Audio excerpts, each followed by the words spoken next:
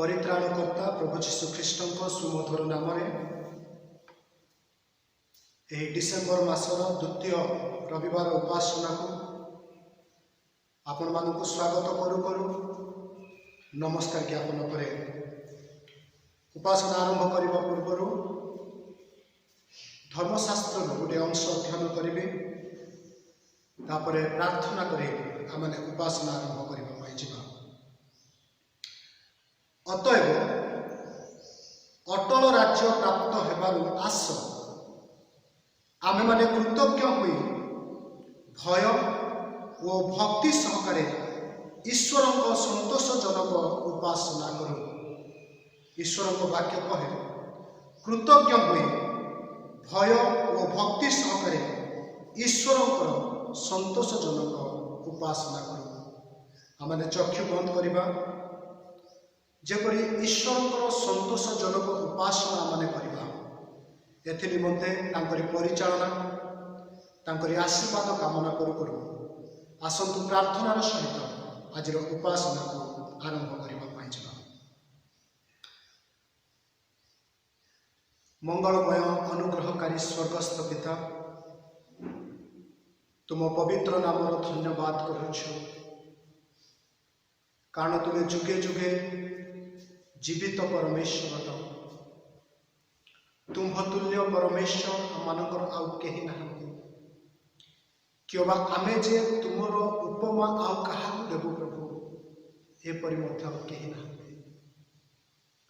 स्वर्ग रे तुमे, पृथ्वी रे तुमे, पुणी तुमे सर्वत्र व्याप्त परमेश्वर, तुमे सब देखिबा जानिबा बुझिबा परमेश्वर, तुमे आमनकर बसिबा उठिबा जानिबा परमेश्वर। आमे तुम धन्यवाद करुछु, धन्यवाद दउछु प्रभु आमनकर सहवर्ती परमेश्वर हुए आमनकर प्रत्येक दैनंदिन भार बहन करी आमको सुरक्षा रखिछ, निरापत्ता रखिछ, मंगल दान दे आशीर्वाद करिछ। आमे धन्यवाद करुछु, धन्यवाद दउछु प्रभु ए डिसेम्बर मास द्वितीय उपासनार दिन रे प्रभु द्वितीय रविवार उपासनार दिन रे मंडली भाव प्रभु ए ऑनलाइन माध्यम रे तुम निकट को आसवा धन्यवाद करुछु प्रभु। आम जेते ये ऑनलाइन रे जोड़ी हुई तुम श्री छामुरे तुम उपस्थिति रे बसिछु, हुए तो प्रभु आज निज निज गृह बसिछु, भिन्न भिन्न स्थान रे बसिछु, तथापि आम प्रार्थना करुछु प्रभु आमान हृदय तुम कृतज्ञतार मन दियो, भयर मन दियो, भक्तिर मन दियो, जेपरी आमे तुम संतोषजनक उपासना करिबा। हे पवित्र आत्मा रूपी परमेश्वर, ये उपासना माध्यम तुम्हें आम परिचालन कर, सत्य और आत्मा उपासना करने साहाय्य कर प्रभु। उपासना आरंभ शेष पर्यंत तुम्हें आमनकर सहवर्ती परमेश्वर। आज जो भाई को तुम्हें मनोनीत कर वाक्य को परिवेशन कर तुम्हें अभिषेक दिया। ये उपासना समस्त कार्य जहाँ आम करूँ प्रभु तुमरी गौरव दियो, केवल तुम्हें गौरवान्वित। समस्त आदर महिमा तुमको जीशु नाम प्रार्थना कले आमेन। जदि आपण मानक हस्तरे ईश्वर वाक्य अच्छे दयाकोरी मो सहित खोलतु गीत संहिता तार 113 साम नंबर 113 आम एक पदरु 4 पद पर्यंत एक स्वर मिलित भाव आमने पाठ करने जा। गीत संहिता 113। तुम्भे माने सदाप्रभुंकर प्रशंसा कर, हे सदाप्रभुंक दासगण, तुम्भे माने प्रशंसा कर, सदाप्रभुंक नामर प्रशंसा कर। आज ठाकु अनंत काल सदाप्रभुंक नाम धन्य हे। सूर्यर उदय स्थान ठाकु तहिर अस्त स्थान पर्यंत सदाप्रभुंक नाम प्रशंसनीय। सदाप्रभु समुदाय गोष्ठी उपरे और ताहांक गौरव आकाश मंडल उपरे उच्चीकृत। प्रभु ए पठित वाक्यर आशीर्वाद करंतु, पुणी आम हृदय प्रशंसा करने ତାଙ୍କ ନାମର ପ୍ରଶଂସା କରିବା ପାଇଁ ପ୍ରବୃତ୍ତ ସୃଷ୍ଟି କରନ୍ତୁ। ଏହି ସମୟରେ ଆମେ ଉପାସନା ଗୀତ ପଢ଼ି ତାର 117 ପୃଷ୍ଠା ମୁକି ଦେଇ କି ଧନ ଦେଇ ସୁଜିବି ଯୀଶୁ ପ୍ରେମ, এই ଗୀତଟି ଗାନ କରୁ କରୁ ଆମେ ପ୍ରଭୁଙ୍କର ପ୍ରଶଂସା କରିବା ପାଇଁ ଯିବା।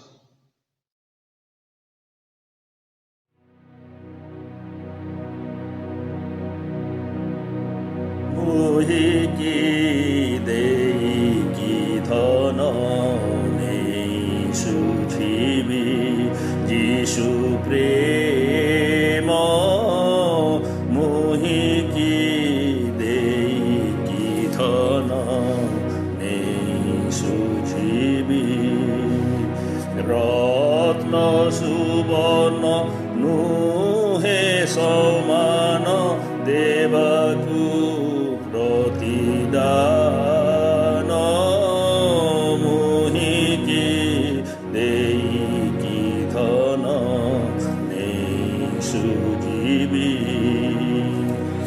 আহা কি প্রেম মো প্রাণ কারণ, যিশু কলে নিজ প্রাণ দান, সহিলে কষণ নিন্দা দূষণ কেতে অপমান,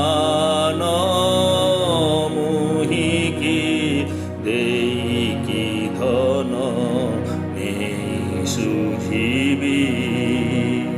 হে বাগু নির্মল পাপ দাগ মোর, ସେହି ଢାଳିଲେ ଆପଣା ରୁଧିର, ପାପ ଭାର ବହି ସୁଜିଛନ୍ତି ସେହି ମୋର ପାପ ଋଣ, ମୁହିକି ଦେଇକି ଧନ ନେଇ ସୁଝିବି।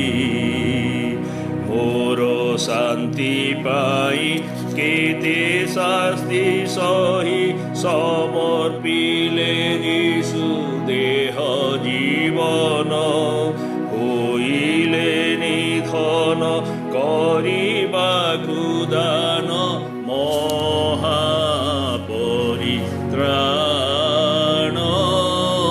ମୁହିକି ଦେଇକି ଧନ ନେଇ ସୁଝିବି। হে প্রেম সাগর ঈশ্বর কুমর, তুম্ভଙ୍କୁ দেବାକୁ কি ଅଛି ମୋର, মুহি অভাজন করই অর্পণ, শ্রীচরণে দেহ প্রাণ, মুহিকি ଦେଇକି ଧନ ନେଇ ସୁଝିବି। ଯୀଶୁ ପ୍ରେମ, ମୁହିକି ଦେଇକି ଧନ ନେଇ ସୁଝିବି। ରତ୍ନ ସୁବର୍ଣ୍ଣ ନୁହେଁ ସମାନ ଦେବାକୁ ପ୍ରତିଦାନ, ମୁହିକି ଦେଇକି ଧନ ନେଇ ସୁଝିବି। ଯୀଶୁ ପ୍ରେମ, ମୁହିକି ଦେଇକି ଧନ ନେଇ ସୁଝିବି।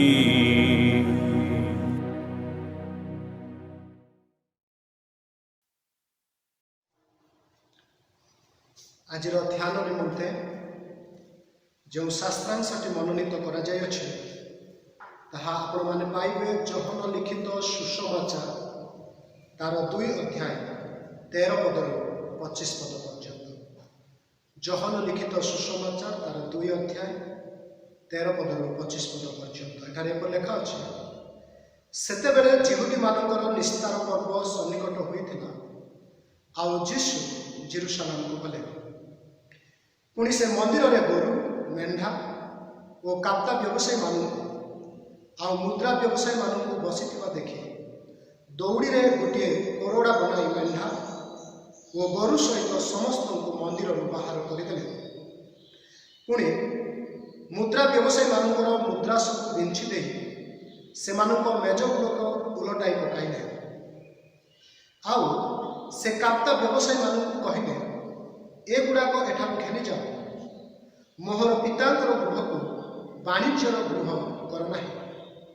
ତୁମ୍ଭ ଗୃହ ନିମନ୍ତେ ଉଦ୍ଯୋଗ ମୋତେ ଗ୍ରାସ କରିବ, ଏହା ଲେଖା ଅଛି ବୋଲି ତାହାଙ୍କ ଶିଷ୍ୟମାନଙ୍କର ମନରେ ପଡ଼ିଲା। ସେଥିରେ ଯିହୁଦୀମାନେ ତାଙ୍କୁ ଉତ୍ତର ଦେଲେ, ତୁମ୍ଭେ ଯେ ଏ ସମସ୍ତ କରିବାକୁ ଅଧିକାର ପାଇଅଛ, ଆମମାନଙ୍କୁ ସେଥିର କି ଚିହ୍ନ ଦେଖାଉଛ? ଯୀଶୁ ସେମାନଙ୍କୁ ଉତ୍ତର ଦେଲେ, ତୁମାନେ ଏହି ମନ୍ଦିରକୁ ବିନାଶ କର, ଆଉ 3 ଦିନ ମଧ୍ୟରେ ମୁଁ ତାହା ତୋଳିଦେବି। ସେଥିରେ ଯିହୁଦୀମାନେ କହିଲେ, ଏହି ମନ୍ଦିର ନିର୍ମାଣ କରିବା ନିମନ୍ତେ 46 ବର୍ଷ ଲାଗିଅଛି, ଆଉ ତୁମ୍ଭେ କ'ଣ ତାହାକୁ 3 ଦିନରେ ତୋଳିଦେବ? କିନ୍ତୁ ସେ ଆପଣା ଶରୀର ରୂପ ମନ୍ଦିର ସମ୍ବନ୍ଧରେ କହୁଥିଲେ। ଏଣୁ ସେ ମୃତମାନଙ୍କ ମଧ୍ୟରୁ ଉତ୍ଥିତ ହେଲା ଉତ୍ତାରେ ତାହାଙ୍କ ଶିଷ୍ୟମାନେ ସେ ଏହା କହିଥିଲେ ବୋଲି ସ୍ମରଣ କଲେ। ପୁଣି ସେମାନେ ଧର୍ମଶାସ୍ତ୍ର ଓ ଯୀଶୁଙ୍କ କଥିତ ବାକ୍ୟ ବିଶ୍ୱାସ କଲେ।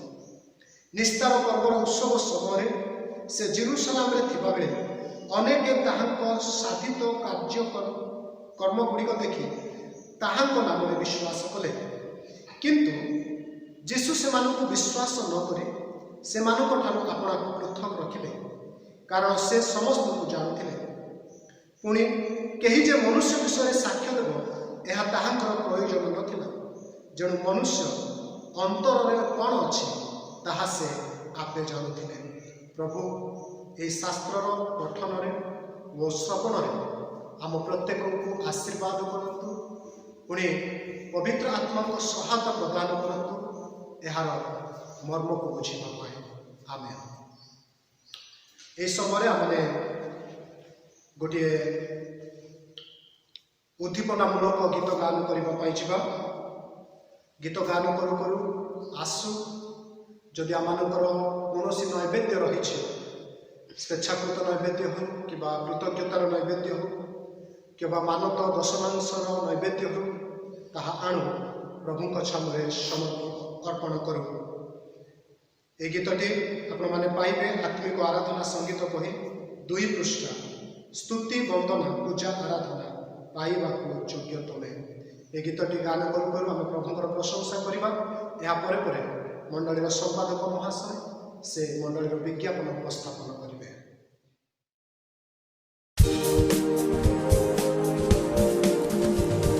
स्तुति वंदना पूजा आराधना पाइबाकु योग्य तुमे, हे यीशु ईसा जय जुबामेश सदा जय तू मनामे, सदा जय तू मनामे, सदा जय तू मनामे।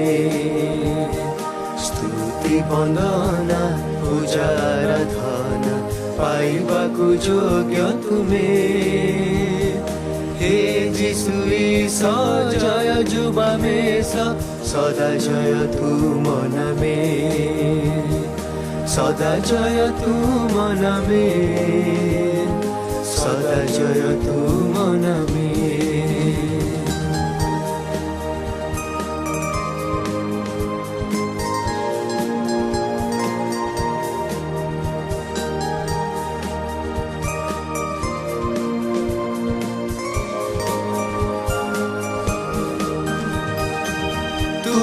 हे प्रभु अनादि अनंत सृष्टिकर्ता लील देहवंत, तुमे हे प्रभु अनादि अनंत सृष्टिकर्ता देहवंत। सरगते जिला हे मानुएला, सरगते जिला हे मानुएला जन्मिला धरा धामे। स्तुति वंदना ପୂଜାର ଧନ ପାଇବାକୁ ଯୋଗ୍ୟ ତୁମେ। हे जिसु ईसा जय जुबामेशा सदा जय तू मना में, सदा जय तू मना में, सदा जय तू मना में।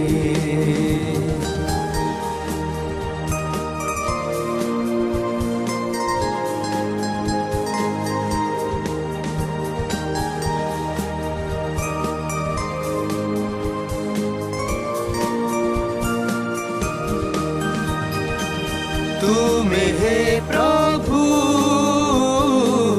कळु सहारी, क्रुसिय जातना नील अंगे बरी। तुमे हे प्रभु कळु सहारी, क्रुसिय जातना नीलांगे बरी। हेल बळीकृत कल प्रायश्चित, हेल बळीकृत कल प्रायश्चित तुमरी महाप्रेमे। स्तुति वंदना पूजार धन पाइबाकु योग्य तुमे। हे जिसु ईसा जय जुबामेशा सदा जय तू मना में, सदा जय तू मना में, सदा जय तू मना में।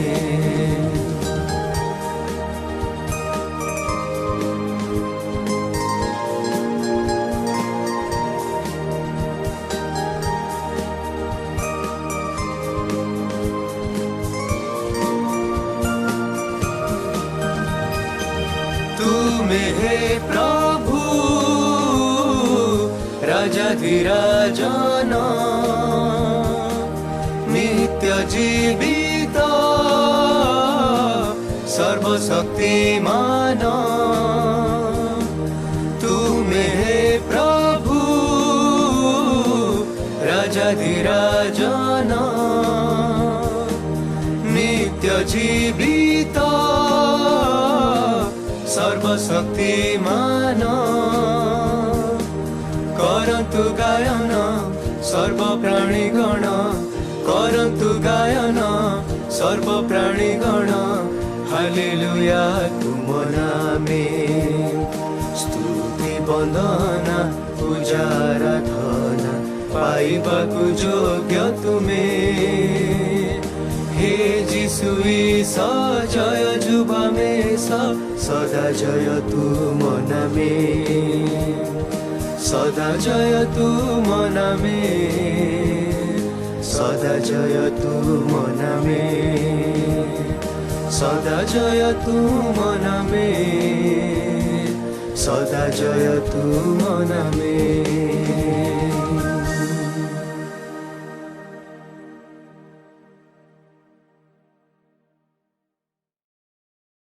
ଈଶ୍ୱରଙ୍କ ପ୍ରେମମୟ ନାମରେ ଉପସ୍ଥିତ ପ୍ରତ୍ୟେକଙ୍କୁ ଏହି ପବିତ୍ର ଉପାସନାରେ ସ୍ୱାଗତ ଏବଂ ଅଭିନନ୍ଦନ ଜଣାଏ। ଏହି ମାସଠାରୁ ମଣ୍ଡଳର କାର୍ଯ୍ୟକ୍ରମ ଗୁଡ଼ିକରେ ଜୁମ୍ ମାଧ୍ୟମରେ ଆପଣମାନଙ୍କୁ ଦେଖି ଆମେ ଉତ୍ସାହିତ ଓ ପ୍ରଭୁଙ୍କୁ ଧନ୍ୟବାଦ ଜ୍ଞାପନ କରୁ। 17/12/2020 ଗୁରୁବାର ସନ୍ଧ୍ୟା 7ଟା ସମୟରେ ମଣ୍ଡଳର ପ୍ରାର୍ଥନା ସଭା ଜୁମ୍ ମାଧ୍ୟମରେ ଅନୁଷ୍ଠିତ ହେବ। ଜଣେ ଝିଅ 160 ଟଙ୍କା ଧନ୍ୟବାଦ ଦାନ ଦେଇଅଛନ୍ତି ଏବଂ ପ୍ରାର୍ଥନା ଲୋଡ଼ି ଅଛନ୍ତି। ଜଣେ ଭଉଣୀ ଧନ୍ୟବାଦ ରୂପକ ଦାନ 5000 ଟଙ୍କା ଦେଇଛନ୍ତି ଓ ପରିବାର ବର୍ଗ ପାଇଁ ପ୍ରାର୍ଥନା ଅନୁରୋଧ କରିଛନ୍ତି। ଜାଣତରେ ଅବା ଅଜାଣତରେ ଯେଉଁମାନେ ପୀଡ଼ିତ, ଅସୁସ୍ଥ, ଚିକିତ୍ସିତ, ଦୁଃଖ ଓ କଷ୍ଟରେ ଅଛନ୍ତି ସେମାନଙ୍କ ନିମନ୍ତେ ପ୍ରାର୍ଥନା କରିବା। ଖ୍ରୀଷ୍ଟୀୟ ଅନୁଷ୍ଠାନ, ସ୍ୱାଧୀନ ପ୍ରଚାରକ ଓ ଈଶ୍ୱରଙ୍କ ରାଜ୍ୟ ନିମନ୍ତେ କାର୍ଯ୍ୟ କରୁଥିବା ପ୍ରତ୍ୟେକଙ୍କୁ ପ୍ରାର୍ଥନାରେ ତୋଳି ଧରିବା। ଆମମାନଙ୍କ ରାଜ୍ୟ, ଦେଶ ଓ ସମଗ୍ର ବିଶ୍ୱରେ ଯେପରି ସ୍ଥିରତା, ସୁସ୍ଥତା ଓ ଶାନ୍ତି ସ୍ଥାପନ ହୁଏ ପ୍ରାର୍ଥନା କରିବା। ଆଜି ଉପାସନାରେ ଭାଇ ସୁସ୍ମିତ କୁମାର ରାଉତ ଈଶ୍ୱରଙ୍କ ବାକ୍ୟ ପରିବେଷଣ କରିବେ। ଏଣୁ ବାକ୍ୟ ଓ ତାଙ୍କ ନିମନ୍ତେ ପ୍ରାର୍ଥନା କରିବା। ଉତ୍ସାହ ଓ ଉଦ୍ଦୀପନା ସହ ସତର୍କ ଓ ସମର୍ପିତ ଜୀବନ କାଟିବା। ଆସନ୍ତୁ ଆମେ ଚକ୍ଷୁ ବନ୍ଦ କରିବା, ପୁଣି ପ୍ରାର୍ଥନାର ମନ ନେଇ ଈଶ୍ୱରଙ୍କ ନିକଟବର୍ତ୍ତୀ ହେବା। ପୁଣି ମଣ୍ଡଳୀର ସମସ୍ତ ବିଷୟକୁ ପ୍ରଭୁଙ୍କ ନିକଟରେ ସମର୍ପଣ କରିବା। ଆସନ୍ତୁ ଚକ୍ଷୁ ବନ୍ଦ କରିବା। ମହାମହିମ ସ୍ୱର୍ଗୀୟ ପିତା, ଆମେ ତୁମର ଧନ୍ୟବାଦ କରୁଛୁ, ତୁମରି ପ୍ରଶଂସା କରୁଛୁ, ତୁମରି ଗୌରବ କରୁଛୁ। ଧନ୍ୟବାଦ ଦେଉଛୁ, ତୁମେ ଆମମାନଙ୍କୁ ଆଉ ଥରେ ପ୍ରଭୁ ଏହି ମୁହୂର୍ତ୍ତରେ ତୁମ ନିକଟବର୍ତ୍ତୀ ହେବା ପାଇଁ ସୁଯୋଗ ଦେଲ। ତୁମରି ଗୌରବ କରୁଛୁ ପ୍ରଭୁ। ଆମମାନଙ୍କର ଜୀବନରେ ତୁମେ ସାଧନ କରିଥିବା ସମସ୍ତ ଅଦ୍ଭୁତ କାର୍ଯ୍ୟମାନ,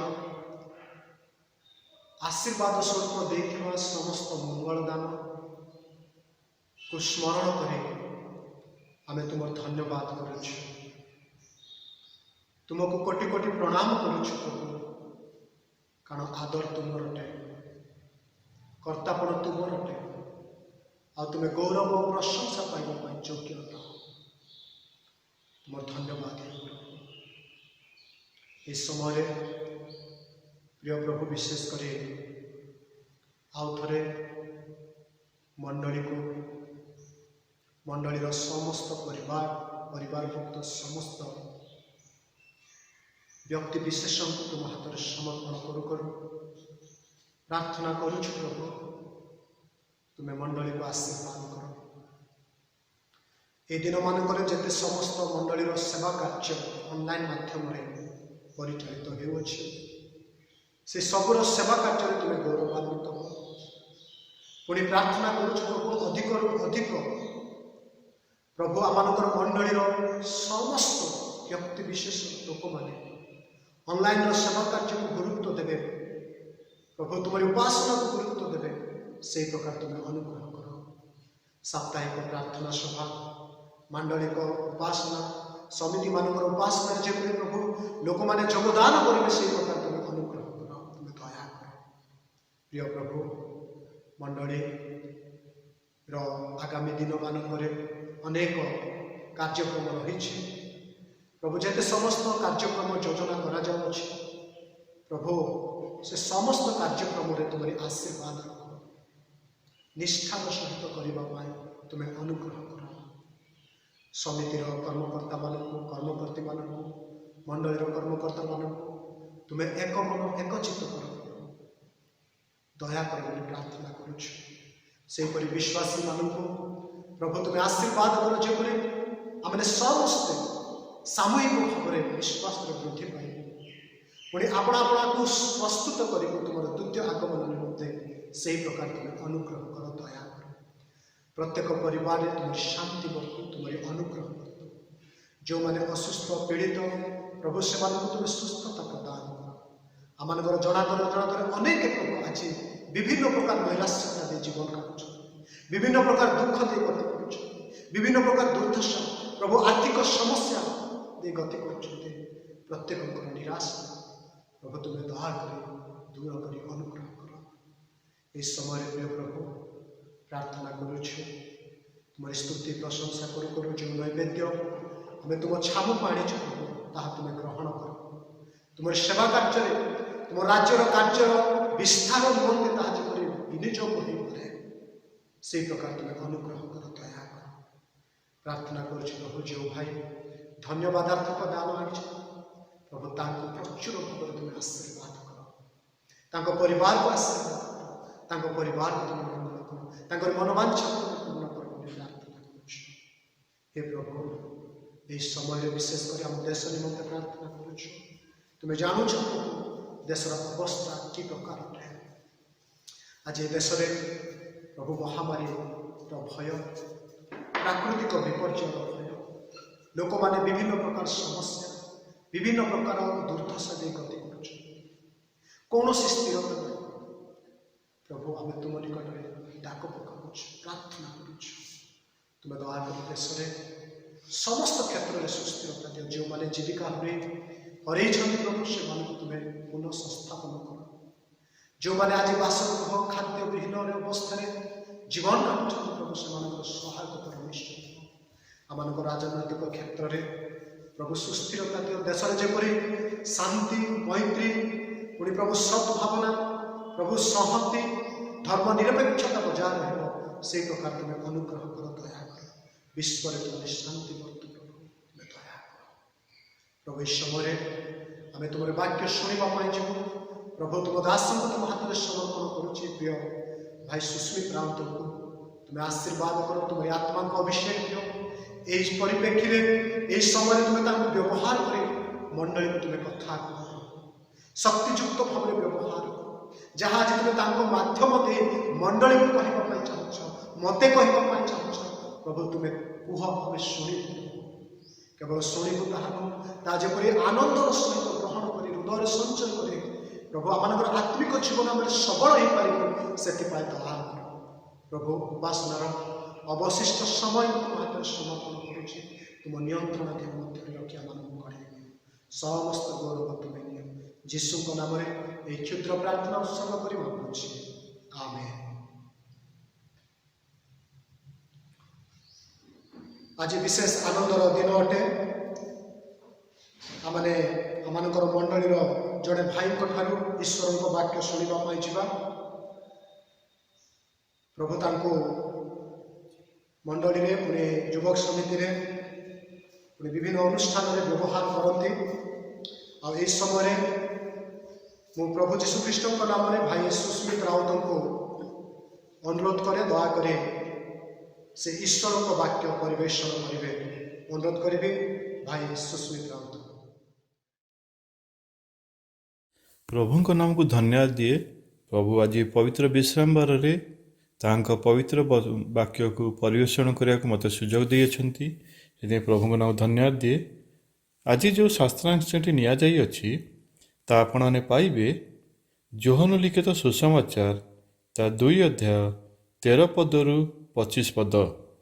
ଯୋହନ ଲିଖିତ ସୁସମାଚାର ତା 2 ଅଧ୍ୟାୟ 13 ପଦରୁ 25 ପଦ। ଆଉ ମୁଁ ବାକ୍ୟ ପଢ଼ିବାକୁ ଚାହୁଁନାହିଁ, କାହିଁକି ପାଳକ ମହାଶୟ ପଢ଼ି ସାରିଛନ୍ତି।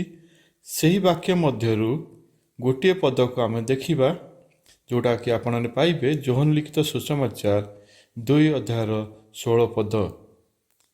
ଆଉ ମୁଁ ଗୋଟିଏ ପଦ ଯୋଗ କରିବାକୁ ଚାହେଁ, ତା ଆପଣମାନେ ପାଇବେ ମାର୍କ ତାର 11 ଅଧ୍ୟାୟର 17 ପଦ।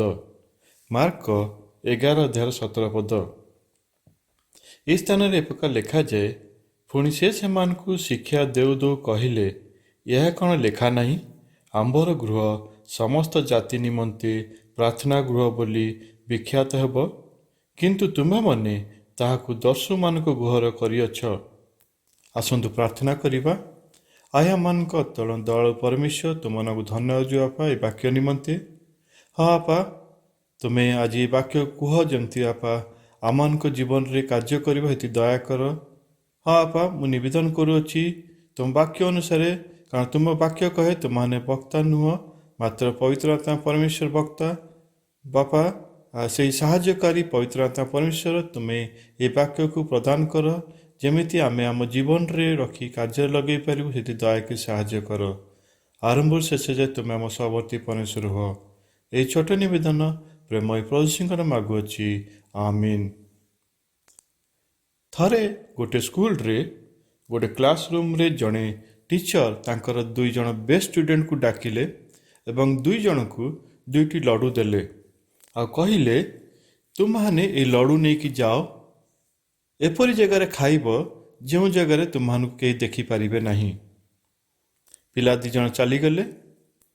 କିଛି ସମୟ ପରେ ସେମାନେ ଫେରି ଆସିଲେ। ଆସି ଟିଚରଙ୍କୁ କହିଲେ, ସାର୍, ଆମମାନେ ପଳେଇ ଆସିଲୁ। ଟିଚର ତାଙ୍କୁ ପଚାରିଲେ, ପ୍ରଥମ ପିଲାକୁ ପଚାରିଲେ, ତୁମେ ଲଡ଼ୁ ଖାଇଲ? କହିଲେ, ହଁ ସାର୍, ମୁଁ ଖାଇଲି। ତୁମକୁ କେହି ଦେଖିନାହାନ୍ତି? କହିଲେ, ନାଇଁ, ମୋତେ କେହି ଦେଖିନାହାନ୍ତି। ଦ୍ୱିତୀୟ ପିଲାକୁ ମଧ୍ୟ ପଚାରିଲେ, ତୁମେ ମଧ୍ୟ ଲଡ଼ୁ ଖାଇଲ? କହିଲା, ନାଇଁ ସାର୍, ମୁଁ ଲଡ଼ୁ ଖାଇନି। କାହିଁ ଖାଇଲନି? ଯଦିଓ ମୋତେ କେହି ଦେଖିନାହାନ୍ତି, କିନ୍ତୁ ମୋର ପରମେଶ୍ୱର ମୋତେ ଦେଖୁଅଛନ୍ତି। ସତରେ ପ୍ରିୟମାନେ, ଯେତେବେଳେ ଆମେ ଯେକୌଣସି କର୍ମ କରୁ ତାହା ଆମମାନଙ୍କ ପିତା ପରମେଶ୍ୱର ଦେଖିଥାନ୍ତି। ଆଉ ଏହି ସ୍ଥାନରେ ଏଇ ଯେଉଁ ବିଷୟଟି ଲେଖା ହୋଇଅଛି, ଏହି ବିଷୟଟି ଚାରିମଙ୍ଗଳ ସୁସମାଚାର ଲେଖାଯାଇଅଛି। ମାଥ୍ୟୁ ପୁସ୍ତକରେ ଲେଖାଯାଇଅଛି, ଆପଣମାନେ ଦେଖିବେ ଯଦି ମାଥ୍ୟୁ 21 ଅଧ୍ୟାୟର 12 ପଦ ଓ 13 ପଦରେ ଲେଖା ହୋଇଅଛି। ସେହିପରି ମାର୍କ 11 ଅଧ୍ୟାୟର 15ରୁ 19 ପଦରେ ଲେଖାଯାଇଅଛି। ଆଉ ଲୁକରେ ମଧ୍ୟ ଲେଖାଯାଇଅଛି। ଲୁକ 19 ଅଧ୍ୟାୟ 45ରୁ 48 ପଦ ମଧ୍ୟରେ। ଆଉ ଏହି ପଠିତ ଶାସ୍ତ୍ରାଂଶ ଯେଉଁଟା ଆମେ ପଢ଼ିଲୁ, ଯୋହନ ଲିଖିତ ସୁସମାଚାର ତା 2 ଅଧ୍ୟାୟ 13 ପଦରୁ 25 ପଦ ମଧ୍ୟରେ ଏହି ବିଷୟ ବର୍ଣ୍ଣନା କରାଯାଇଛି। ଏହି ଘଟଣାଟି ଘଟିଛି ଜେରୁସାଲେମରେ। ଆଉ ତା ସହିତ ସେହି ସମୟରେ ନିସ୍ତାର ପର୍ବର ସମୟ ଥିଲା ବୋଲି ଲେଖାଯାଉଅଛି। ଏହି ନିସ୍ତାର ପର୍ବ କ'ଣ ଥିଲା? ଯଦି ଆମମାନେ ଯାତ୍ରା ପୁସ୍ତକ ତାର 12 ଅଧ୍ୟାୟର 8 ପଦ, 13 ଅଧ୍ୟାୟର 16 ପଦ, 15 ଅଧ୍ୟାୟର 22 ପଦ ଦେଖୁ, ଏହି ସ୍ଥାନରେ ନିସ୍ତାର ପର୍ବ ବିଷୟ ଲେଖାଯାଉଅଛି। ଯେତେବେଳେ ଇସ୍ରାଏଲ ମାନେ ମିଶର ଦେଶରେ 400 ବର୍ଷ ବନ୍ଦିତ ଅବସ୍ଥାରେ ଥିଲେ, ଆଉ ସେମାନେ ସେ କଷ୍ଟ ସହ୍ୟ ନ କରିପାରି ସଦାପ୍ରଭୁ ପରମେଶ୍ୱରଙ୍କ ନିକଟ ନିବେଦନ କଲେ ସେଥିରୁ ମୁକ୍ତ କରିବା ପାଇଁ। ଆଉ ସେତେବେଳେ ସେମାନଙ୍କୁ ସଦାପ୍ରଭୁ ପରମେଶ୍ୱର ସେମାନଙ୍କ ପ୍ରାର୍ଥନା ରବ ଶୁଣି ସେମାନଙ୍କୁ ମୁକ୍ତ କରିଅଛନ୍ତି। ଆଉ ସେତେବେଳେ ଏହି ପର୍ବଟି ସେମାନେ ପାଳନ କରିଥିଲେ। ଏହି ବିଷୟଟି ପ୍ରଥମରେ ଯାତ୍ରା ପୁସ୍ତକରେ ବର୍ଣ୍ଣିତ ଅଛି। ଯଦି ଆମମାନେ ଯାତ୍ରା ପୁସ୍ତକ ତା 12 ଅଧ୍ୟାୟର 17 ଓ 18 ପଦରେ ଦେଖିବା, ଏହି ସ୍ଥାନରେ ଏହି ପ୍ରକାର ଲେଖାଯାଏ, ତୁମ୍ଭେମାନେ ତାଡ଼ି ଶୂନ୍ୟ ରୁଟିର ପର୍ବ ପାଳନ କରିବ, କାରଣ ସେହି ଦିନରେ ଆମ୍ଭେ ତୁମ୍ଭମାନଙ୍କର ସୈନ୍ୟମାନଙ୍କୁ ମିଶର ଦେଶରୁ ବାହାର କରି ଆଣିବା। ଏଣୁ ତୁମ୍ଭେମାନେ ପୁରୁଷାନୁକ୍ରମେ ଅନନ୍ତକାଳୀନ ବିଧି ମତେ ଏହି ଦିନ ପାଳନ କରିବ। ଏହି ପର୍ବ ଜିହୁଦୀମାନଙ୍କର ଏକ ମୁଖ୍ୟ ପର୍ବ ଥିଲା। ଆଉ ଏହି ପର୍ବ ପାଳନ କରିବା ପାଇଁ ଯୀଶୁ କଫରନାହୁମରୁ ଜେରୁସାଲେମକୁ ଆସିଥିଲେ। ଆଉ ଏହି ଘଟଣାଟି ଘଟିଛି ମନ୍ଦିର ପରିସରରେ, ଜେରୁସାଲେମର ମନ୍ଦିର ପରିସରରେ ଏହି ବିଷୟଟି ଘଟିଛି। ଆଉ ସେହି ବିଷୟ ଗୁଡ଼ିକ ହେଲା, କିଛି ଲୋକ ମନ୍ଦିର ପରିସରରେ ଗୋରୁ, ମେଣ୍ଢା, କାପ୍ତା ବ୍ୟବସାୟ କରୁଥିଲେ ଏବଂ ତା ସହିତ ମୁଦ୍ରା ବ୍ୟବସାୟ ମଧ୍ୟ କରୁଥିଲେ। ଏହି ସମସ୍ତ ବିଷୟ ଦେଖି ଯୀଶୁ କ'ଣ କରୁଛନ୍ତି, ଦୌଡ଼ିରେ ଗୋଟିଏ କୋରଡ଼ା ବନାଇ ମେଣ୍ଢା, ଗୋରୁ ସହିତ ସମସ୍ତଙ୍କୁ ମନ୍ଦିରରୁ ବାହାର କରିଦେଉଛନ୍ତି। ସେ ମୁଦ୍ରା ବ୍ୟବସାୟୀମାନଙ୍କ ମୁଦ୍ରା ସବୁ ବିଞ୍ଚି ଦେଉଛନ୍ତି। ସେମାନଙ୍କ ମେଜ ସବୁ ଓଲଟାଇ ପକାଉଛନ୍ତି ଓ କହୁଛନ୍ତି, ମୋହର ପିତାଙ୍କ ଗୃହକୁ ଦସ୍ୟୁର ଗୃହରେ କର ନାହିଁ। ଅନେକ ବର୍ଷ ପୂର୍ବରୁ ଯିଶାୟ ଭାବବାଦୀ ଏହି କଥା କହିଥିଲେ। ଯଦି ଆମମାନେ ଦେଖିବା ଯିଶାୟ ଭାବବାଦୀଙ୍କ ପୁସ୍ତକ ତା 56 ଅଧ୍ୟାୟ 7 ପଦରେ, ଯିଶାୟ ଭାବବାଦୀଙ୍କ ପୁସ୍ତକ ତା 56 ଅଧ୍ୟାୟ 7 ପଦରେ ଏହିଠାରେ ଏହି ପ୍ରକାର ଲେଖାଯାଏ, ସେ ସମସ୍ତଙ୍କୁ ଆମ୍ଭେ ଆପଣା ପବିତ୍ର ପର୍ବତକୁ ଆଣିବା ଓ ଆମ୍ଭର ପ୍ରାର୍ଥନା ଗୃହରେ ସେମାନଙ୍କୁ ଆନନ୍ଦିତ କରିବା। ସେମାନଙ୍କ ହୋମବଳି ଓ ପ୍ରାୟଶ୍ଚିତ ବଳି ସବୁ ଆମ୍ଭ ଯଜ୍ଞବେଦୀ ଉପରେ ଗ୍ରାହ୍ୟ ହେବ, କାରଣ ଆମ୍ଭର ଗୃହ ସର୍ବଗୋଷ୍ଠୀୟ ଲୋକମାନଙ୍କର ପ୍ରାର୍ଥନା ଗୃହ ବୋଲି ଖ୍ୟାତ ହେବ। ଏହି ସ୍ଥାନରେ ଲେଖା ହେଉଛି, ଆମର ହୋମବଳି ଓ ପ୍ରାୟଶ୍ଚିତ ବଳି ସବୁ ଈଶ୍ୱରଙ୍କ ଯଜ୍ଞବେଦୀ ଉପରେ ଗ୍ରାହ୍ୟ ହେବ, କାରଣ ଆମ୍ଭର ଗୃହ ସର୍ବଗୋଷ୍ଠୀୟ ଲୋକମାନଙ୍କର ପ୍ରାର୍ଥନା ଗୃହ ବୋଲି ଖ୍ୟାତ ହେବ। ଥରେ ଜଣେ ପ୍ରଭୁଙ୍କ ଦାସ କହୁ କହିଲେ, ଜଣେ ଯୁବକ ଓ ଜଣେ ଯୁବତୀ ଯେତେବେଳେ ବିବାହ ବନ୍ଧନରେ ଆବଦ୍ଧ ହୁଅନ୍ତି, ସେତେବେଳେ ସେମାନେ ପ୍ରଭୁଙ୍କ ସମ୍ମୁଖରେ ପ୍ରତିଜ୍ଞା କରନ୍ତି ଯେ ସେହି ଦୁଇ ଜଣଙ୍କ ସମ୍ମିଳିତ ହୃଦୟ ଈଶ୍ୱରଙ୍କ ହେବ ବୋଲି। ଆଉ ସେ କହୁ କହିଲେ, କିଛି ଦିନ ପରେ ବା କିଛି ମାସ ପରେ କ'ଣ ହୁଏ, ପ୍ରଥମରେ ସ୍ୱାମୀ କଥା କହିବା ଆରମ୍ଭ କରେ। ପ୍ରଥମ ବର୍ଷରେ ସ୍ୱାମୀ କହେ, ସ୍ତ୍ରୀ ଶୁଣେ। ଦ୍ୱିତୀୟ ବର୍ଷରେ ସ୍ତ୍ରୀ କହେ, ସ୍ୱାମୀ ଶୁଣେ। ତୃତୀୟ ବର୍ଷରେ ଦୁଇ ଜଣ କହନ୍ତି, ସାହି ପଡ଼ିଶା ଶୁଣନ୍ତି। ଆଉ ସେ ଆହୁରି କହିଲେ, ଯେଉଁମାନେ ପ୍ରଭୁଙ୍କ ପାଖରେ ପ୍ରତିଜ୍ଞା କରିଥିଲେ 2 ଜଣଙ୍କ ସମ୍ମିଳିତ ହୃଦୟ ପ୍ରଭୁଙ୍କର ହେବ, ତାହାର ପରିବର୍ତ୍ତନ ହୋଇଯାଏ। କେବଳ ସେମାନଙ୍କ ହୃଦୟ ପରିବର୍ତ୍ତନ ହୁଏନି, ସେହି ପ୍ରଭୁଙ୍କର ଗୃହ ମଧ୍ୟ ପରିବର୍ତ୍ତନ ହୋଇଯାଏ। ଯେଉଁ ଗୃହରେ ସେମାନେ ବସବାସ କରନ୍ତି, ସେ ଗୃହର ସାର୍କମଷ୍ଟାନ୍ସ, ସେ ଆଟମୋସ୍ଫିୟର ପ୍ରଭୃତି ପରିବର୍ତ୍ତନ ହୋଇଯାଏ। ଆଉ ସେ ବିଷୟରେ ପ୍ରଭୁଙ୍କ ବାକ୍ୟ କହେ, ପ୍ରଥମ କରନ୍ତି ତା 3 ଅଧ୍ୟାୟ 16-17 ପଦରେ, ପ୍ରଥମ କରନ୍ତି 3 ଅଧ୍ୟାୟ 16 ଓ 17 ପଦରେ ଲେଖାଯାଏ, ତୁମ୍ଭମାନେ କି ଜାଣ ନାହିଁ ଯେ ତୁମ୍ଭମାନେ ଈଶ୍ୱରଙ୍କ ମନ୍ଦିର, ଆଉ ଈଶ୍ୱରଙ୍କ ଆତ୍ମା ତୁମ୍ଭମାନଙ୍କଠାରେ ବାସ କରନ୍ତି। 17 ପଦରେ ଲେଖାଯାଏ, ଯଦି କୌଣସି ଲୋକ ଈଶ୍ୱରଙ୍କ ମନ୍ଦିରକୁ ନଷ୍ଟ କରେ, ତେବେ ଈଶ୍ୱର ତାହାକୁ ନଷ୍ଟ କରିବେ, କାରଣ ଈଶ୍ୱରଙ୍କର ମନ୍ଦିର ପବିତ୍ର, ଆଉ ସେହି ମନ୍ଦିର ତୁମ୍ଭେମାନେ। ସେହି ପ୍ରକାର ଆମେ ଯଦି ପ୍ରଥମ କରନ୍ତି ତା 6 ଅଧ୍ୟାୟର 19 ପଦ ଦେଖୁ, ସେଇଠାରେ ଏହି ପ୍ରକାର ଲେଖାଯାଏ, ତୁମ୍ଭମାନଙ୍କ ଶରୀର ଯେ ଈଶ୍ୱରଙ୍କ ଠାରୁ ପ୍ରାପ୍ତ, ତୁମ୍ଭମାନଙ୍କ ଅନ୍ତବାସୀ ପବିତ୍ର ଆତ୍ମାଙ୍କ ମନ୍ଦିର, ଏହା କ'ଣ ଜାଣ ନାହିଁ? ଆଉ ତୁମ୍ଭେମାନେ ନିଜେ ନିଜର ନୁହଁ।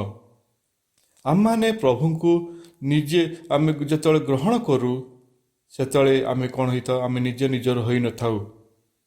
ଆମମାନଙ୍କ ଅନ୍ତରରେ ସେହି ସାହାଯ୍ୟକାରୀ ପବିତ୍ର ଆତ୍ମା ବାସ କରନ୍ତି। ସେ ଆମମାନଙ୍କର ହୃଦୟରୂପ ମନ୍ଦିରରେ ବାସ କରନ୍ତି ବୋଲି ଏହି ସ୍ଥାନରେ ପ୍ରକାଶ କରାଯାଏ।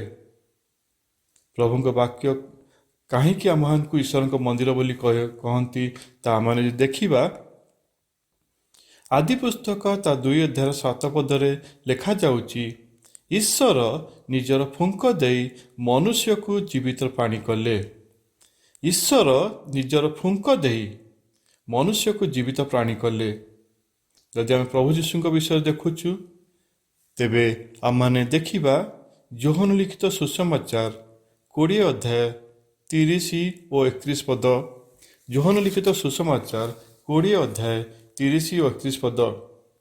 ଯୀଶୁ ଶିଷ୍ୟମାନଙ୍କ ସାକ୍ଷାତରେ ଏପରି ଅନେକ ଓ ବିଭିନ୍ନ ପ୍ରକାର ଆଶ୍ଚର୍ଯ୍ୟ କର୍ମ ସାଧନ କଲେ ଯେ ସେହିସବୁ ଏହି ପୁସ୍ତକରେ ଲେଖା ହୋଇନାହିଁ।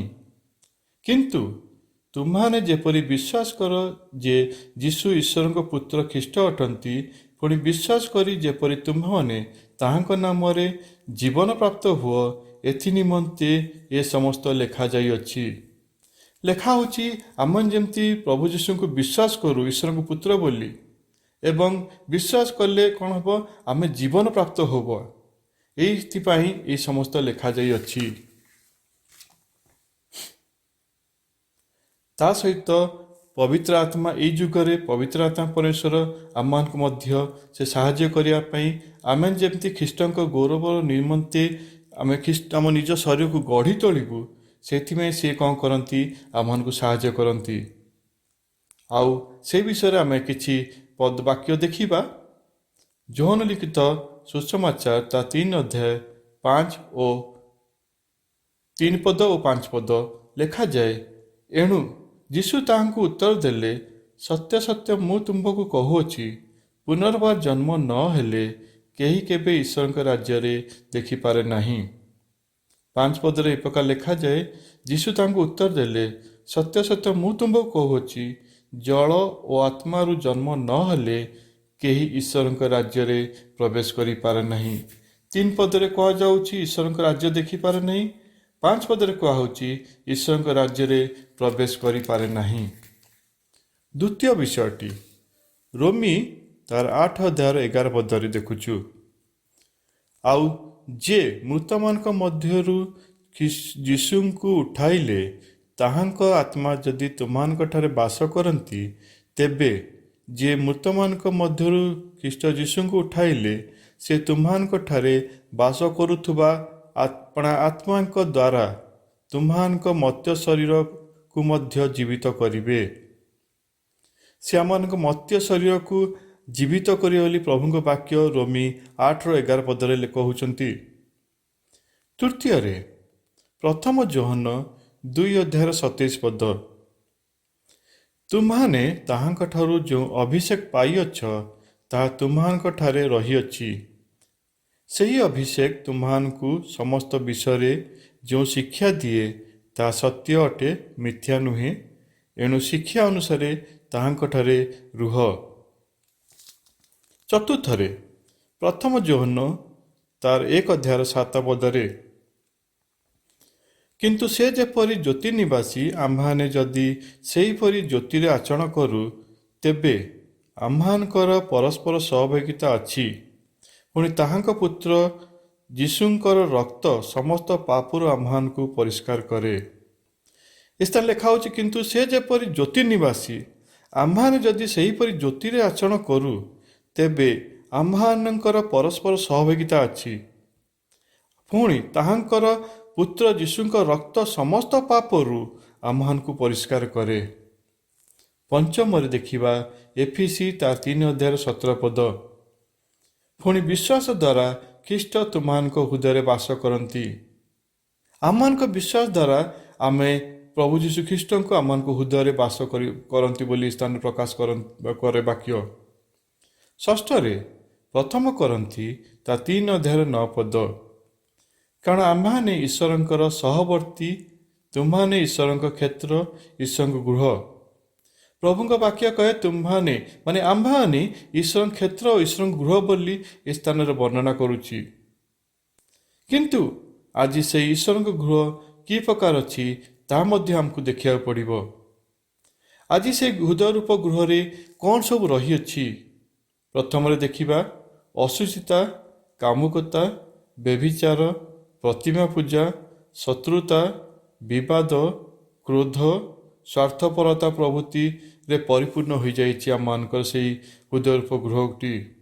ଯେଉଁ ହୃଦୟରୂପ ମନ୍ଦିରରୁ ଈଶ୍ୱରଙ୍କ ପାଇଁ ଧନ୍ୟବାଦ ପ୍ରଶଂସାର ନୈବେଦ୍ୟ ବାହାରିବା କଥା, ଯେଉଁ ହୃଦୟରୁ ଈଶ୍ୱରଙ୍କର ପ୍ରେମ, ଦୟା, ଅନୁଗ୍ରହର କଥା ବାହାରିବା କଥା, ସେହିଠାରେ ଆଜି ଆଉ କିଛି ବାହାରୁଛି। ଆମମାନେ ସେହି ସ୍ଥାନରେ ପ୍ରଭୁଙ୍କର ଧନ୍ୟବାଦ କରିବା ଜାଗାରେ ଆଜି ଆମମାନଙ୍କ ମୁଖରୁ ଆଜି ଅନ୍ୟ କିଛି ଜିନିଷ ବାହାରୁଛି ବୋଲି ପ୍ରଭୁଙ୍କ ବାକ୍ୟ କହୁଛି। ଗଣନା ପୁସ୍ତକ ତା 12:12 ଅନୁସାରେ ମାତାର ଗର୍ଭରୁ ନିର୍ଗତ ହେବା ବେଳେ ଯାହାର ମାଂସ ଅର୍ଦ୍ଧନଷ୍ଟ ଏପରି ମୃତଲୋକ ପରି ହୋଇଯାଇଅଛି ବୋଲି ବାକ୍ୟ କହୁଛି। ମାତାର ଗର୍ଭରୁ ନିର୍ଗତ ହେବା ବେଳେ ଯାହାର ମାଂସ ଅର୍ଦ୍ଧନଷ୍ଟ ଏପରି ମୃତଲୋକ ପରି ହୋଇଯାଇଅଛୁ। ତଥାପି ପ୍ରଭୁ ଆମମାନଙ୍କୁ ସୁଯୋଗ ପରେ ସୁଯୋଗ ଦେଇ ଚାଲିଛନ୍ତି। ସେ ଚାହାନ୍ତି ଯେପରି ଆମ୍ଭେମାନେ ଆମ ହୃଦୟକୁ ପ୍ରଭୁଙ୍କୁ ଦେଉ। ଆଉ ସେଇଥିପାଇଁ ଏଫିସି ତାର 2:21-22 ବାକ୍ୟ କହେ, ତାହାଙ୍କଠାରେ ପ୍ରତ୍ୟେକ ଗୃହ ଏକତ୍ର ସଂଲଗ୍ନ ହୋଇ ପ୍ରଭୁଙ୍କ ଠାରେ ଗୋଟିଏ ପବିତ୍ର ମନ୍ଦିର ସ୍ୱରୂପେ ବୃଦ୍ଧି ପାଇବାକୁ ତାହାଙ୍କଠାରେ ତୁମ୍ଭମାନେ ମଧ୍ୟ ଈଶ୍ୱରଙ୍କ ଆତ୍ମିକ ନିବାସ ନିମନ୍ତେ ଏକତ୍ର ନିର୍ମିତ ହୋଇ ତାହାଙ୍କଠାରେ ପ୍ରତ୍ୟେକ ଗୃହ ଏକ ସଂଲଗ୍ନ ହୋଇ ପ୍ରଭୁଙ୍କଠାରେ ଗୋଟିଏ ପବିତ୍ର ମନ୍ଦିର ସ୍ୱରୂପ ବୃଦ୍ଧି ପାଇବାକୁ ସେ ଚାହାନ୍ତି। ତଥାପି ଆମ୍ଭମାନେ ତାହାଙ୍କର ବାକ୍ୟରେ ମନୋଯୋଗ ନ କରି ଏହି ଜାଗତିକ ମଧ୍ୟରେ ମାତି ରହିଛୁ। ଆଉ ଯଦି ଆମମାନେ ଦେଖିବା ରୋମୀ ତାର 12:2 ଏ ସ୍ଥାନ ଲେଖା ହେଉଛି, ତୁମମାନେ ଜଗତର ଭିତରୁ ବାହାରି ଆସ, ଏଇ ଜଗତର ଚାକଚକ ଭିତରୁ ବାହାରି ଆସ ଆଉ ଏବଂ କ'ଣ କର, ନିଜକୁ ଭିନ୍ନ କର ବୋଲି ଲେଖା ହେଉଛି। ସେହି ପ୍ରକାର ପ୍ରକାଶିତ ବାକ୍ୟ ତା 3:15-16 ଲେଖା ହେଉଛି। ପ୍ରଭୁଙ୍କ ବାକ୍ୟ ଏହି ସ୍ଥାନରେ ଏହି ପ୍ରକାର କହେ, ଆମ୍ଭେ ତୁମ୍ଭର କର୍ମ ଜାଣୁ, ତୁମ୍ଭେ ଶୀତଳ ନୁହଁ କି ଉଷ୍ମ ହିଁ ନୁହଁ। ତୁମ୍ଭେ ଶୀତଳ କି ଉଷ୍ମ ହେଲେ ଭଲ ହୁଅନ୍ତା। ଏଣୁ ତୁମ୍ଭେ ଶୀତଳ କି ଉଷ୍ମ ନ ହୋଇ ଇତୋଷ୍ଣ ହେବାରୁ ଆମ୍ଭେ ତୁମ୍ଭକୁ ଆପଣା ମୁଖରୁ ଉଦ୍ଗାର କରିବାକୁ ଯାଉଅଛୁ। ପ୍ରଭୁଙ୍କ ବାକ୍ୟ ଆଜି ଆମମାନଙ୍କ ପାଇଁ ଏହି କଥା କହନ୍ତି ଯେ ଆମମାନେ ଆଜି ଶୀତଳ ନୁହଁ କି ଉଷ୍ମ ନୋହୁଁ। ସେ କହୁଛନ୍ତି, ବାକ୍ୟ କହେ ତୁମେ ଶୀତଳ କି ଉଷ୍ମ ହେଲେ ଭଲ ହୁଅନ୍ତା। କିନ୍ତୁ ଆମମାନେ ଶୀତଳ ନୋହୁ କି ଉଷ୍ମ ଆଜି ନୋହୁ ବୋଲି ପ୍ରଭୁଙ୍କ ବାକ୍ୟ କହେ। ଏଣୁ ତୁମ୍ଭେ ଶୀତଳ କି ଉଷ୍ମ ନ ହୋଇ ଇତୋଷ୍ଣ ହେବାରୁ ଆମ୍ଭେ ତୁମ୍ଭକୁ ଆପଣା ମୁଖରୁ ଉଦ୍ଗାର କରିବାକୁ ଯାଉଅଛୁ। ଏହି ସ୍ଥାନରେ ବାକ୍ୟ କହେ ପ୍ରଭୁ ଆମମାନଙ୍କୁ ଉଦ୍ଗାର କରିବାକୁ ଯାଉଅଛନ୍ତି। ତା ପୂର୍ବରୁ ସେ ଆମମାନଙ୍କୁ ସୁଯୋଗ ଦେଇଅଛନ୍ତି। ଆମେ ଆମର ହୃଦୟରୂପ ମନ୍ଦିରକୁ ପ୍ରଭୁଙ୍କଠାରେ ସମ୍ପୂର୍ଣ୍ଣ ସମର୍ପଣ କରିଦେଉ। 2 କରନ୍ଥୀ ତା 3:16 ଦେଖୁଛୁ, ଏ ସ୍ଥାନରେ ଏ ପ୍ରକାର ଲେଖାଯାଏ, ପ୍ରଭୁଙ୍କ ପ୍ରତି ଫେରିଲେ ସେହି ଆବରଣ ଅପସରିତ ହୁଏ। ଆମେ ଯଦି ପ୍ରଭୁଙ୍କ ପ୍ରତି ଫେରିବା ତାହେଲେ ଆମର ସେହି ପାପମୟ ହୃଦୟର ଆବରଣ, ଯେଉଁ ଆବରଣ ଆଜି ଆମକୁ ହୃଦୟକୁ ଘେରି ରଖିଛି, ସେ କ'ଣ ହେବ? ଅପସରିତ ହୋଇଯିବ। ଆଉ ପବିତ୍ର ବାକ୍ୟରେ ଆମେ ଏହି ପ୍ରକାର ଆବରଣ ଅପସରିତ ହୋଇଥିବା କିଛି ଲୋକଙ୍କୁ ଆମେ ଦେଖିବା। ପ୍ରଥମରେ ଦେଖିବା ଯକ୍ଷଙ୍କ ବିଷୟରେ।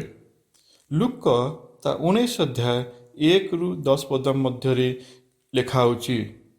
ଏ ସ୍ଥାନ ଏ ପ୍ରକାର ଲେଖାଯିବେ ଯେ ଯୀଶୁ କିଏ ବୋଲି ସେ ଯକ୍ଷ କ'ଣ କରୁଛନ୍ତି? ଯେ ଦେଖିବାକୁ ଆସିଛନ୍ତି, ସେ ଜାଣନ୍ତି ନାହିଁ ଯୀଶୁ କିଏ ବୋଲି। ହୁଏତ ଯୀଶୁଙ୍କ ବିଷୟରେ ସେ ଶୁଣିଥିବେ, କାହାଠୁ ତାଙ୍କର ଆଶ୍ଚର୍ଯ୍ୟକର୍ମ ସେ ଜାଣିଥିବେ, କିନ୍ତୁ ସେ ନିଜ ଆଡ଼ୁ ଆସୁଛନ୍ତି ଯୀଶୁଙ୍କୁ ଦେଖିବା ପାଇଁ, କାହିଁକି ନା ସେହି ରାସ୍ତା ଦେଇ ଯୀଶୁଙ୍କର ଯିବାର ଥିଲା। ଆଉ ଯୀଶୁ ଯେତେବେଳେ ତାଙ୍କ ପାଖକୁ ଆସୁଛନ୍ତି, ଆଉ ତାଙ୍କର ଜୀବନ ମଧ୍ୟ ପରିବର୍ତ୍ତିତ ହୋଇଯାଇଛି। ସେ ଯେଉଁ ଠକିକି ଲୋକଙ୍କଠୁ ପଇସା ନେଉଥିଲେ, ସେ ସମସ୍ତଙ୍କ ଆଗରେ ପ୍ରକାଶ କରିଛନ୍ତି ତାଙ୍କର ସମସ୍ତ ଅର୍ଥକୁ ସେ ଫେରାଇ ଦେବା ପାଇଁ। ଆଉ ତାଙ୍କ ଜୀବନ ପରିବର୍ତ୍ତନ ହୋଇଯାଇଛି। ଆଉ ଯୀଶୁ ତାଙ୍କ ବିଷୟରେ ମଧ୍ୟ ସାକ୍ଷ୍ୟ ଦେଇଛନ୍ତି। ଦ୍ୱିତୀୟରେ ସମରଣୀୟ ସ୍ତ୍ରୀ। ଯୋହନ ତା 4:1-22 ଲେଖାଯାଉଛି ଏହି ବିଷୟଟି। ଯେତେବେଳେ ସେହି ସ୍ତ୍ରୀ ଲୋକ ଯୀଶୁଙ୍କ ସହିତ କଥାବାର୍ତ୍ତା କରୁଛି, ସେତେବେଳେ ତା ଜୀବନ ମଧ୍ୟ ପରିବର୍ତ୍ତନ ହୋଇଯାଇଛି ଏବଂ ସିଏ କ'ଣ କରିଛି? ଦୌଡ଼ି ଯାଇଛି ତା ନିଜ ଗାଁକୁ। ଆସ ଦେଖିବ ପରା ସେ ମସିହ ହେବେ ପରି। ଏବଂ ତା ଜୀବନ ପରିବର୍ତ୍ତନ ହେବା ସଙ୍ଗେ ସଙ୍ଗେ ସେ ଗ୍ରାମର ଅନେକ ଯୀଶୁଙ୍କଠାରେ ବିଶ୍ୱାସ କଲେ ଏବଂ ସେମାନଙ୍କ ଜୀବନ ମଧ୍ୟ ପରିବର୍ତ୍ତନ ହୋଇଗଲା। ତାପରେ ବ୍ୟଭିଚାରିଣୀ ସ୍ତ୍ରୀକୁ ଦେଖିବା, ଯାହାକୁ ବ୍ୟଭିଚାର କ୍ରିୟାରେ ଲିପ୍ତ ଥିବା ବେଳେ ଲୋକମାନେ ଯୀଶୁଙ୍କ ପାଖକୁ ନେଇକି ଆସିଥିଲେ ଏବଂ ଯୀଶୁଙ୍କଠାରୁ ଜାଣିବା ପାଇଁ ଚାହୁଁଥିଲେ ତାକୁ କି ପ୍ରକାର ଶାସ୍ତି ଦିଆଯିବ ବୋଲି। କିନ୍ତୁ ଯୀଶୁଙ୍କ ପାଖକୁ ଯେତେବେଳେ ସେ ଆସିଛି, ତା ଜୀବନ ମଧ୍ୟ ପରିବର୍ତ୍ତନ ହୋଇଯାଇଛି। ଯୀଶୁ ତାର ପାପକୁ କ୍ଷମା କରିଦେଇଛନ୍ତି। ଯଦି ଆମମାନେ ସେ ବାହିନୀଭୂତ ଲାଗିଥିବା ବ୍ୟକ୍ତି ବିଷୟରେ ଦେଖିବା, ଯୀଶୁ ତାର ପାଖକୁ ଯାଉଛନ୍ତି ଏବଂ ଯୀଶୁ ତାକୁ ସୁସ୍ଥତା ପ୍ରଦାନ କରୁଛନ୍ତି। ଆଉ ସେ ଭଲ ମଣିଷ ହୋଇଯାଇଛି, ତା ମଧ୍ୟ ଜୀବନ ପରିବର୍ତ୍ତନ ହୋଇଯାଇଛି ଏବଂ ସେ କ'ଣ କହୁଛି? ଯୀଶୁଙ୍କୁ ଅନୁରୋଧ କରୁଛି ତାଙ୍କ ସହିତ ଯିବା ପାଇଁ, କିନ୍ତୁ ଯୀଶୁ ତାକୁ କହୁଛନ୍ତି, ତୁମେ ମୋ ପ୍ରତି ଯାହା ଘଟିଅଛି ତାହା ତୁମ ଲୋକମାନଙ୍କ ଭିତରେ ପ୍ରକାଶ କର। ତାପରେ ଆମେ ଆଉ ଜଣଙ୍କ ବିଷୟ ଦେଖିବା, ସେ ହେଉଛନ୍ତି ସାଉଲ, ଯିଏକି ପ୍ରଭୁଙ୍କ ମନ୍ଦିରରେ ଆଉ ତାଙ୍କ ଲୋକମାନଙ୍କୁ ତାଡ଼ନା କରୁଥିଲେ। ଯେତେବେଳେ ସେ ଯୀଶୁଙ୍କ ଦର୍ଶନ ପାଇଲେ, ତାଙ୍କ ଜୀବନ ପରିବର୍ତ୍ତନ ହୋଇ ପାଉଲରେ ପରିଣତ ହୋଇଯାଇଛି। ସିଏ ମଧ୍ୟ ପରିବର୍ତ୍ତିତ ହୋଇ ଯୀଶୁଙ୍କ ବିଷୟରେ ସାକ୍ଷ୍ୟ ଦେବାକୁ, ପ୍ରଚାର କରିବାକୁ ଲାଗିଛନ୍ତି। ତାପରେ ଆମମାନେ ଯୀଶୁଙ୍କ ଶିଷ୍ୟମାନଙ୍କ ବିଷୟ ଦେଖିବା। କିଏ ମାଛ ଧରୁଥିଲା, କିଏ ଟ୍ୟାକ୍ସ କଲେକ୍ଟ କରୁଥିଲା, କିଏ ଚାଷ କରୁଥିଲା। ଏମାନେ ସମସ୍ତେ ଗୋଟିଏ ସାଧାରଣ ଲୋକ ଥିଲେ, ଯେଉଁମାନଙ୍କୁ ଜଗତରେ ତାଙ୍କର ଇମ୍ପୋର୍ଟାନ୍ସ ହିଁ ନଥିଲା। ଆଉ ଯେତେବେଳେ ଯୀଶୁ ସେମାନଙ୍କୁ ଡାକିଛନ୍ତି ଏବଂ ତାଙ୍କୁ ଶିଷ୍ୟ କରିଛନ୍ତି, ସେମାନଙ୍କ ଜୀବନ ମଧ୍ୟ ପରିବର୍ତ୍ତନ ହୋଇଯାଇଛି। ତାପରେ ଆମେ ଦେଖିବା ଲାଜାରଙ୍କ ବିଷୟରେ। ଯୋହନ ଲିଖିତ ସୁସମାଚାର ତାର 11:1-46 ଏହି ବିଷୟ ଲେଖାଯାଉଛି। ଯେତେବେଳେ ଯୀଶୁ ମର୍ଥା ମରିୟମଙ୍କ ଘରକୁ ଆସୁଥିଲେ, ତାଙ୍କ ଏକମାତ୍ର ଭାଇ ଲାଜାର ସେଠାରେ ରହୁନଥିଲେ। ଆଉ ଯେତେବେଳେ ତାଙ୍କର ମୃତ୍ୟୁ ଘଟିଛି, ଆଉ ଯୀଶୁ ଆସିଛନ୍ତି, ଆସି ତାଙ୍କୁ ଲାଜାରଙ୍କୁ କବରରୁ ଡାକି ବାହାର କରିଛନ୍ତି ଏବଂ ତାଙ୍କର ଜୀବନ ପରିବର୍ତ୍ତନ ହୋଇଯାଇଛି। ଆଉ ସେଇଥିପାଇଁ ସେ ଲାଜାରଙ୍କ ଜୀବନ ପାଇଁ ଅନେକ କ'ଣ କରିଛନ୍ତି? ଆମେ 12 ଅଧ୍ୟାୟରେ ଦେଖିବା, ଅନେକ ଯୀଶୁଙ୍କଠାରେ ବିଶ୍ୱାସ କରୁଛନ୍ତି। ଆଉ ସେଇଥିପାଇଁ ଶାସ୍ତ୍ରୀ ଫାରୁସୀମାନେ ଈର୍ଷାନ୍ୱିତ ହେଉଛନ୍ତି। ଏହିମାନଙ୍କର ପ୍ରତ୍ୟେକ ଜଣଙ୍କ ଜୀବନ ପରିବର୍ତ୍ତନ ହେବା ସଙ୍ଗେ ସଙ୍ଗେ ଅନ୍ୟମାନଙ୍କର ଜୀବନ ମଧ୍ୟ ପରିବର୍ତ୍ତନ ହୋଇପାରିଥିଲା। ଏମାନଙ୍କୁ ଦେଖି ଯଦି ଆମେ ଦେଖିବା ଲାଜାରଙ୍କ ବିଷୟରେ, ଲାଜାରଙ୍କୁ ଦେଖି ଆଉ ତାଙ୍କ ଜୀବନ ପରିବର୍ତ୍ତନ ଦେଖି ଅନେକ ତାଙ୍କଠାରେ ବିଶ୍ୱାସ କଲେ। ଯଦି ଆମେ ଯକ୍ଷଙ୍କୁ ଦେଖିବା, ଯକ୍ଷଙ୍କ ବିଷୟରେ ଦେଖୁଛୁ ଯେତେବେଳେ ଯକ୍ଷଙ୍କୁ ତାଙ୍କର ଜୀବନ ପରିବର୍ତ୍ତନ ହେଉଛି, ଅନେକ ତାଙ୍କଠାରେ କ'ଣ କରୁଛନ୍ତି, ତାଙ୍କର ଜୀବନ ମଧ୍ୟ ପରିବର୍ତ୍ତନ ହୋଇପାରୁଛି। ସମ୍ମିଳନୀ ସ୍ତ୍ରୀ ଯେତେବେଳେ ତା ଗାଁ ଲୋକମାନଙ୍କୁ ଡାକୁଛି, ସେତେବେଳେ ମଧ୍ୟ ଯୀଶୁଙ୍କୁ ସେମାନେ ଦେଖି ତାଙ୍କ ଜୀବନ ପରିବର୍ତ୍ତନ ହୋଇପାରୁଛି। ଆଉ ଆଜି ଆମମାନଙ୍କୁ ମଧ୍ୟ ସେଇ ସାହାଯ୍ୟକାରୀ ଆତ୍ମା ଆମ ନିକଟକୁ ଆସୁଛନ୍ତି, ଯେପରି ଆମ୍ଭେମାନେ ପରିବର୍ତ୍ତିତ ହୋଇପାରିବା। କ'ଣ ଆମ୍ଭେମାନେ ତାହାଙ୍କ ସ୍ୱର ଶୁଣିପାରୁଛୁ କି? ଯଦି ନାହିଁ, ଆମେମାନେ ଶୁଣିବାକୁ ଚେଷ୍ଟା କରୁ। ଯେପରି ଆମେମାନେ ପରିବର୍ତ୍ତିତ ହେବା ସଙ୍ଗେ ସଙ୍ଗେ ଆମ ପାଖରେ ଥିବା ଲୋକମାନେ ମଧ୍ୟ ପରିବର୍ତ୍ତିତ ହୋଇପାରିବେ।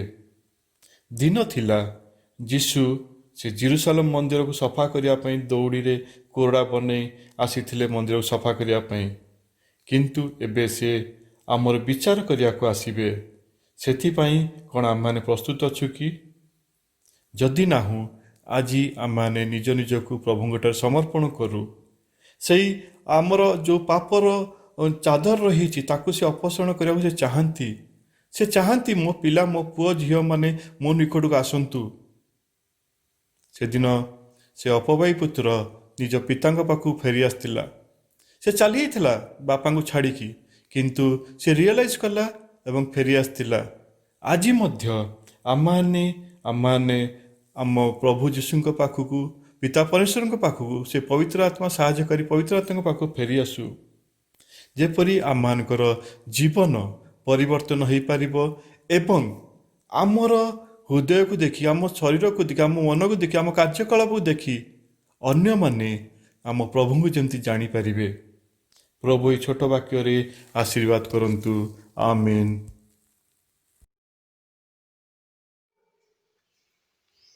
ପ୍ରଭୁଙ୍କ ମହାନାମର ଧନ୍ୟବାଦ ହେଉ। ପ୍ରଭୁ ତାଙ୍କ ଦାସଙ୍କ ମୁଖରୁ ଅତି ସୁନ୍ଦର ଭାବରେ ଆଜି ଆମମାନଙ୍କୁ କଥା କହିଛନ୍ତି। ଏଣୁ ପ୍ରଭୁ ତାଙ୍କ ଦାସଙ୍କୁ ଆଶୀର୍ବାଦ କରୁ ଆଗାମୀ ଦିନମାନଙ୍କରେ ଏହିପରି ଭାବରେ ତାଙ୍କୁ ତାଙ୍କର ସେବା କାର୍ଯ୍ୟରେ ବ୍ୟବହାର କରନ୍ତୁ, ପୁଣି ତାଙ୍କ ପରିବାରକୁ ଆଶୀର୍ବାଦ କରନ୍ତୁ। ଆସନ୍ତୁ ଆମମାନେ ପ୍ରାର୍ଥନା କରିବା। ପ୍ରାର୍ଥନା ପରେ ଆଦର୍ଶ ପ୍ରାର୍ଥନା କରିବା, ପୁଣି ଶେଷ ଆଶିଷ ବଚନ ପରେ ଉପାସନାକୁ ଶେଷ କରିବା ପାଇଁ ଯିବା। ସ୍ୱର୍ଗସ୍ଥ ପିତା, ପୁଣି ଥରେ ତୁମର ଧନ୍ୟବାଦ ପ୍ରଶଂସା କରୁ ପ୍ରଚାରିତ ବାକ୍ୟ ପାଇଁ ତୁମ ଧନ୍ୟବାଦ କରୁଛୁ। ତୁମ ଦାସଙ୍କ ପାଇଁ ଧନ୍ୟବାଦ କରୁଛୁ। ତାଙ୍କୁ ତୁମେ ବ୍ୟବହାର କଲ, ପୁଣି ଆମମାନଙ୍କୁ କଥା କହିଲ। ପ୍ରଭୁ, ଆମମାନଙ୍କୁ ତୁମେ ଦୟାକର, ଯେପରି ପ୍ରଚାରିତ ବାକ୍ୟକୁ ଆମମାନଙ୍କର ହୃଦୟରେ ଆମେ ସଞ୍ଚିତ କରି ପ୍ରଭୁ ରଖିବୁ। ପୁଣି ବାକ୍ୟ ଅନୁସାରେ ଆମେ ଆପଣା ଜୀବନକୁ, ଆଚରଣକୁ ସଜାଡ଼ିବୁ ଓ ତୁମରି ଗୌରବ ନିମନ୍ତେ ଏକ ସୂଚୀକୃତ, ପରିଶୁଦ୍ଧ, ପବିତ୍ର ଜୀବନଯାପନ କରିବୁ। ସେହି ପ୍ରକାର ତୁମେ ଅନୁଗ୍ରହ କର। ତୁମ ଦାସଙ୍କୁ ଆଶୀର୍ବାଦ କର, କୃପା କର। ତୁମରି ଗୌରବ ନିମନ୍ତେ ତାଙ୍କୁ ବ୍ୟବହାର କର। ଆମ ପ୍ରତ୍ୟେକଙ୍କୁ ତୁମର ହୁଆଡ଼ ମଧ୍ୟରେ ସୁରକ୍ଷିତ ରଖି ତୁମ ଗୌରବ ନିମନ୍ତେ ବଞ୍ଚିବା ପାଇଁ ସାହାଯ୍ୟ କର। ସମସ୍ତ ଗୌରବ, ସମ୍ଭ୍ରମ, କର୍ତ୍ତବ୍ୟ କେବଳ ତୁମର। ଯୀଶୁଙ୍କ ନାମରେ ପ୍ରାର୍ଥନା କଲି, ଆମେନ୍। ହେ ଆମମାନଙ୍କ ସ୍ୱର୍ଗସ୍ଥ ପିତା, ତୁମ ନାମ ପବିତ୍ର ବୋଲି ମାନ୍ୟ ହେଉ। ତୁମ ରାଜ୍ୟ ଆସୁ, ଯେପରି ସ୍ୱର୍ଗରେ ସେହିପରି ପୃଥିବୀରେ। ତୁମର ଇଚ୍ଛା ସଫଳ ହେଉ। ଆଜି ଆମମାନଙ୍କୁ ପ୍ରୟୋଜନୀୟ ଆହାର ଦିଅ। ଆମମାନେ ଯେପରି ନିଜ ନିଜ ଅପରାଧୀମାନଙ୍କୁ କ୍ଷମା କରିଅଛୁ, ସେହିପରି ଆମମାନଙ୍କର ଅପରାଧ ସବୁ କ୍ଷମା କର। ପରୀକ୍ଷାରେ ଆମମାନଙ୍କୁ ଆଣ ନାହିଁ, ମାତ୍ର ମନ୍ଦରୁ ରକ୍ଷା କର। ଯେଉଁ ରାଜ୍ୟ, ପରାକ୍ରମ, ଗୌରବ ଯୁଗେ ଯୁଗେ ତୁମ୍ଭର। ଆମେନ୍। ଏତେବେଳେ ପିତା ଈଶ୍ୱରଙ୍କର ଅତୁଳନୀୟ ପ୍ରେମ, ପରିତ୍ରାଣକର୍ତ୍ତା ପ୍ରଭୁ ଯୀଶୁଖ୍ରୀଷ୍ଟଙ୍କ ଅନୁଗ୍ରହ, ସାହାଯ୍ୟକାରୀ ଧର୍ମାତ୍ମା ପରମେଶ୍ୱରଙ୍କର ଶିକ୍ଷା, ଚେତନା, ସୁପରିଚାଳନା ଏବଂ ସୁମଧୁର ସହଭାଗିତା ଆମ ପ୍ରତ୍ୟେକଙ୍କ ପ୍ରତି ଏବେ ପୁଣି ଚିରକାଳ ସଙ୍ଗେ ସଙ୍ଗେ ରୁହନ୍ତୁ।